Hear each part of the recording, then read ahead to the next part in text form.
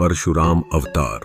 परशुराम राजा प्रसेनजित की पुत्री रेणुका और भृगुवंशीय जमदग्नि के पुत्र, विष्णु के अवतार और शिव के परम भक्त थे। इन्हें शिव से विशेष परशु प्राप्त हुआ था। इनका नाम तो राम था, किंतु शंकर द्वारा प्रदत्त अमोघ परशु को सदैव धारण किए रहने के कारण ये परशुराम कहलाते थे। विष्णु के 10 अवतारों में से छठा अवतार, जो वामन एवं रामचंद्र के मध्य में गिने जाता है।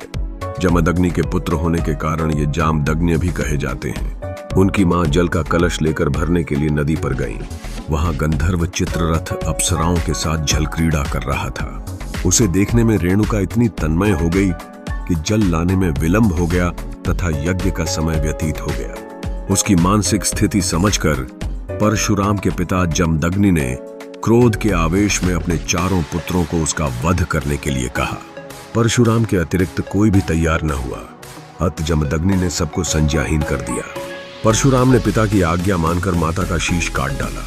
पिता ने प्रसन्न होकर वर मांगने को कहा तो उन्होंने 4 वरदान मांगे। 1. मां पुनर्जीवित हो जाए। 2. उन्हें मरने की स्मृति न रहे। 3. भाई चेतना युक्त हो जाए। 4. मैं परमायु हूं। जमदग्नि ने उन्हें चारों वरदान दे दिए। दुर्वासा की भांति परशुराम भी अपने क्रोधी स्वभाव के लिए विख्यात है। एक बार कार्तवीर्य ने परशुराम की अनुपस्थिति में आश्रम उजाड़ डाला था, जिससे परशुराम ने क्रोधित हो उसकी सहस्त्र भुजाओं को काट डाला। कार्तवीर्य के संबंधियों ने प्रतिशोध की भावना से जमदग्नि का वध कर दिया। इस पर परशुराम ने 21 बार पृथ्वी को क्षत्रिय विहीन कर दिया। हर बार हताहत क्षत्रियों की पत्नियां जीवित रहीं और नई पीढ़ी को जन्म दिया और 5 झीलों को रक्त से भर दिया। अंत में पितरों की आकाशवाणी सुनकर उन्होंने क्षत्रियों से युद्ध करना छोड़कर तपस्या की ओर ध्यान लगाया। रामावतार में रामचंद्र द्वारा शिव का धनुष तोड़ने पर ये क्रुद्ध होकर आए थे। इन्होंने परीक्षा के लिए उनका धनुष रामचंद्र को दिया।